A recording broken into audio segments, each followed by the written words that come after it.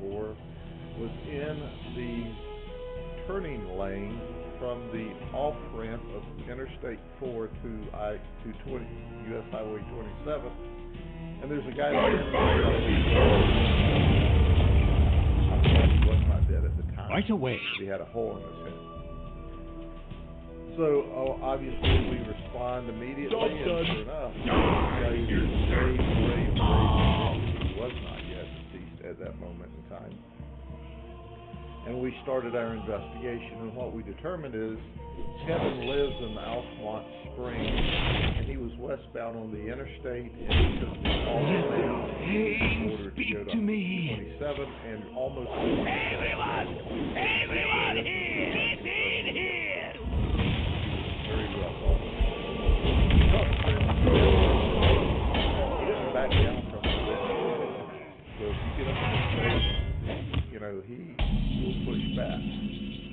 What we also learned from a witness is that the road this car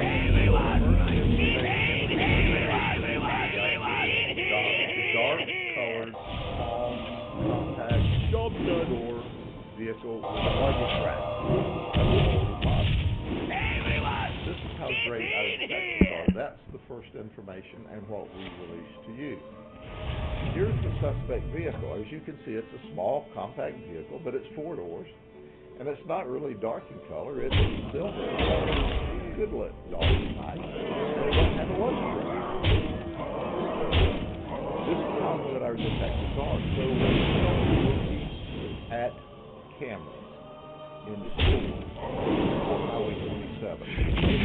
I am so thankful for our community, our business community, that has cameras in their stores to protect them. Because one of the cameras near that intersection showed we have many secrets. It also and we could hear 2 gunshots, and we also hear people screaming at each other.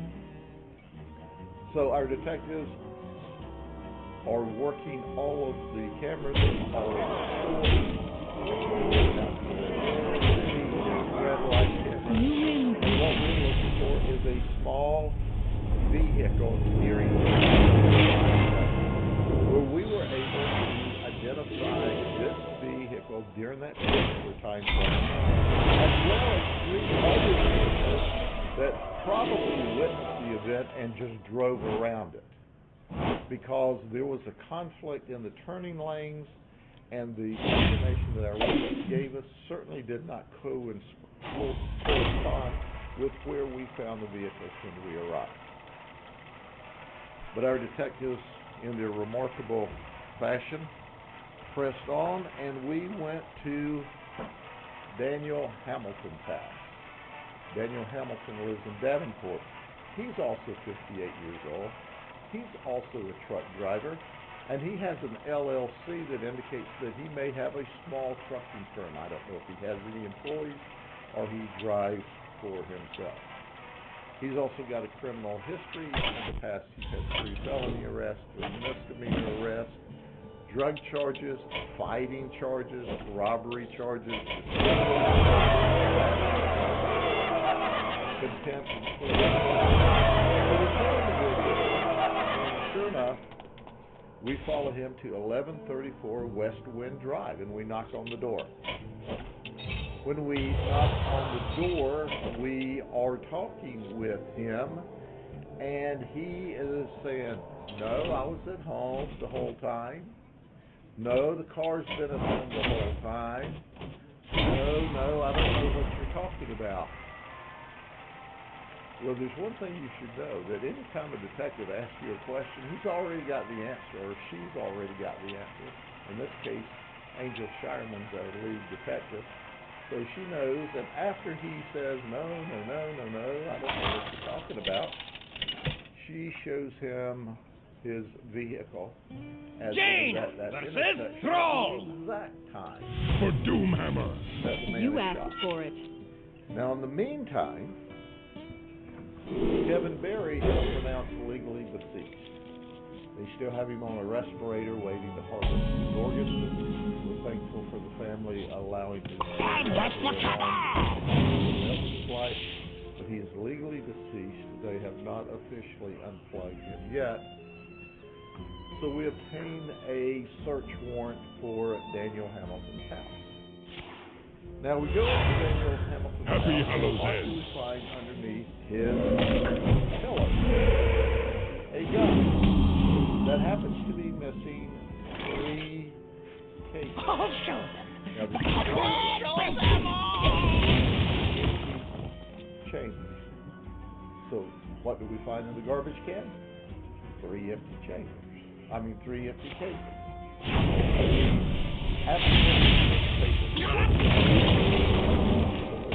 On the bullet once you're able to retrieve it from our victim's head. The bullet skeleton is in his brain at this time. It's a horrible event. Now, folks, I want to underscore this is the ugly end to road rage. The ugly end to road rage. Excuse me, This you man are on is fire. dead. Excuse This man me, is locked you up in are jail on fire. for That's incredible. murder at this moment in time because of road rage. Because they had some conflict either Whoops. on Interstate 4 or on the off-ramp at 2 o'clock in the morning. Listen, there's plenty of road for everybody at 2 o'clock in the morning on Interstate 4. Plenty of road. And now we have a horrible set of circumstances where this man at 58, a truck driver, and this man Right at away. 58, a truck Right driver, away. Right away. their lives are, his is ended and his is now an absolute disaster. So when you're involved in road rage, and you see this is how it can end up. So we tell everyone, take a deep breath.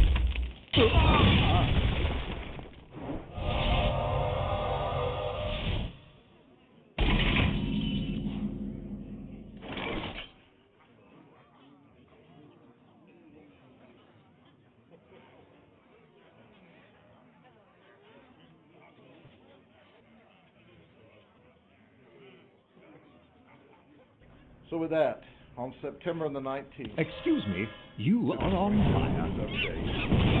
Excuse me, you are on fire.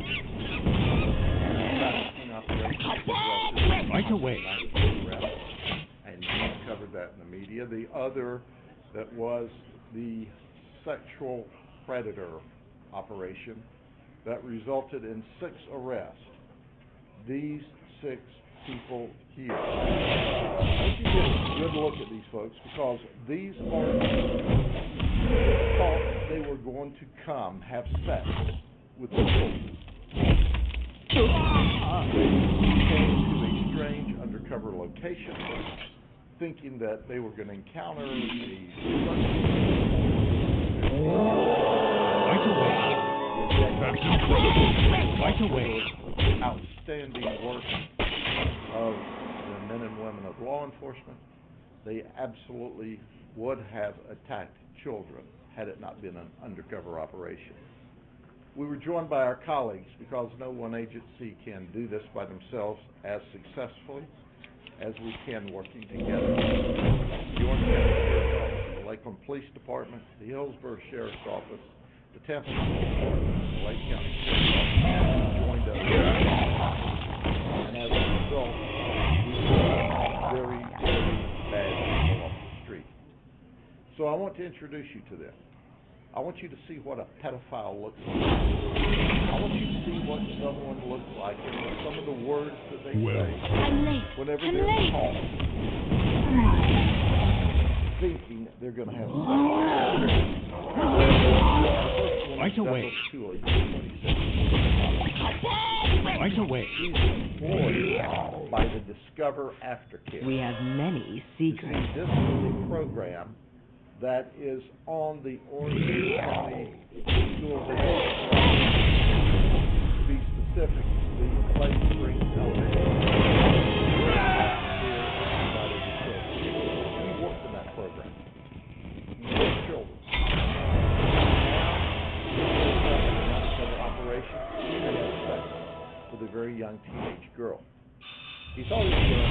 this 15-year-old as a result of a bad stepmom operation. That's right. He was going to pay stepmom to have sex with a 15-year-old. I'd like to underscore that this program that he worked for is a contractor or a vendor, not the school employee, but a contracted service to the Orange County School System. So he thought he was going to meet this 15-year-old little girl and have sex because he was going to pay for it. He said that, I'm interested, but is she the only girl you have? Did you hear what I said? He wanted to know if this was the only girl that they had. And then our suspect got at stepmom.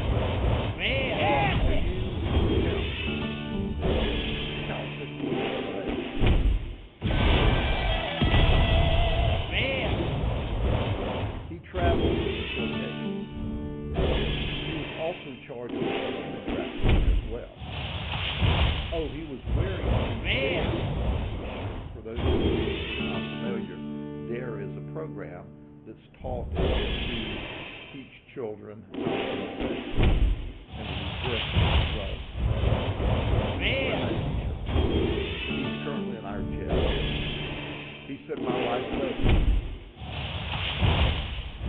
I'm going to send you to prison for a very, very long time. What you did was a serious felony, but because of the work of our detectives, and I brag on them because they're simply the very best, that night, it wasn't a real child that he was able to groom and convince that it was all right to come over, or it wasn't a real stepmom that was offering up her stepdaughter for sex. He didn't know that, but he does now. And then there's Huro Muniz. He's from Kissimmee. He's 40. He was a laborer for Brand Safeway Scaffolding. They fired him. They were not amused. He's married. That's right. He thought he was meeting a 13-year-old child, a little girl for sex. He said he wanted to accommodate that, but he took much more graphic than that. Now, I told her, bleep it out. Some of y'all may run some of these things. But it's when asked, what would you do if a man was wanting to do this to your daughters? And we asked that question because we discovered during the interview with him he had 4 daughters between 9 and 16 years of age. What would you do if a grown man, 40 years of age, wanted to come have sex with your daughters like you wanted to have sex with this 13-year-old? He said, well, if they tried this with my daughters, he said, I would hang them. Well, that's getting slow. We can't do that. But we can prosecute you and send you to prison for a very long time. But while he would take the ultimate violent act against someone wanting to hurt his daughter, he was doing the same thing to someone else's daughter. By the way, his daughters are being screened as well. He's posted bond, and I find it interesting that he's posted bond. He's out. He's out until court date. But he traveled, and he's also charged with attempted lewd battery. Now, I want to take this a step further. Keep in mind what he said he would do if they did it to his daughters. So why he is grooming what he thinks is a 13-year-old, he sends photos of his little man. Did you hear that? He's a little man. The little man didn't have any clothes on. He was naked. He was a nasty little man. But yet, it's okay for you to do that to somebody else's child. Once again, he's locked up. He confessed. He's lost his job. And we intend to do our best to prove.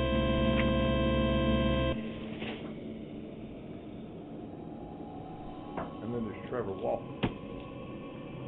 He is a maintenance guy, maintenance tech at a public warehouse over in Orange County, Orlando area. He wanted to have unprotected sex for 3 hours with a 15-year-old girl. He went for this bad stepmom deal. He was going to pay her $400, stepmom, so he could have sex. Now,